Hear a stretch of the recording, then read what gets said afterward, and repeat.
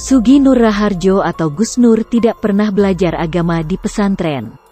Gus Nur belajar sendiri soal ilmu agama.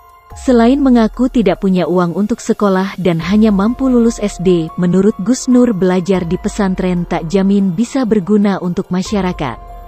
Gus Nur menilik dalam sejumlah kasus, ada banyak orang yang menghabiskan ilmu di pesantren, hafal ratusan kitab, namun tidak bermanfaat bagi kehidupan. Hidup ini relatif. Banyak orang dari kecil mondok, hafal ratusan kitab, tapi dia tidak menguasai ilmu kehidupan. Contoh begitu dapat tanah, dapat pesantren, nggak berkembangkan itu, kata Gus Nur dalam kutipan wawancara yang dilansir hops.id, jaringan suara.com. Sebelumnya, Gus Nur mengaku cuma lulusan SD. Gus Nur tidak meneruskan sekolah hingga belajar ilmu debus dan ilmu kebal.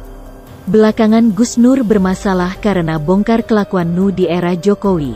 Hingga Gus Nur ditangkap. Lelaki bernama Sugi Nur Raharjo ini kontroversi dengan menyandang ustaz hingga keliling ke berbagai daerah untuk berceramah.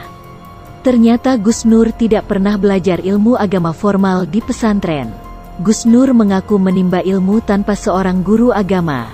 Dia belajar autodidak. Kan di dalam ilmu di dunia ini ada yang namanya otodidak, ujar Gus Nur. Gus Nur kemudian berkisah, sebelum mengenal dan memperdalam ilmu agama, dia sempat menghabiskan harinya menjadi pemain debus bersama ayahnya. Itulah mengapa dia mengaku tidak punya waktu mengenyam pendidikan formal dan hanya menyelesaikan sekolah hingga bangku SD. Gus Nur menjelaskan, dirinya meninggalkan karir sebagai pemain debus setelah ayahnya wafat. Dari situ, dia mengaku baru mulai menekuni agama Islam. Meski demikian, ilmu debus tidak sepenuhnya dia tinggalkan. Gus Nur kemudian memanfaatkan ilmu debusnya untuk media dakwah. Nah, setelah abah wafat, saya buang semua ilmu debus, saya mulai menekuni agama. Cuma satu yang saya tidak bisa buang, ilmu, dikubur hidup-hidup. Diseret mobil, kebal mercon, disetrika, apalah itu bisa saya buang.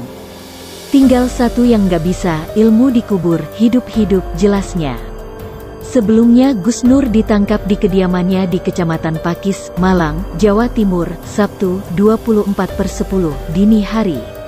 Dari kediamannya, Gus Nur langsung dibawa ke Bareskrim Polri, Jakarta. Gus Nur ditangkap karena dinilai telah menyebarkan informasi yang menimbulkan rasa kebencian atau permusuhan terkait Nahdlatul Ulama melalui pernyataan yang diunggahnya dalam akun YouTube Munjiat Channel pada tanggal 16 Oktober tahun 2020. Sejak hari Minggu, 25/10, tersangka Gus Nur telah ditahan di rutan Bareskrim Polri selama 20 hari berikutnya.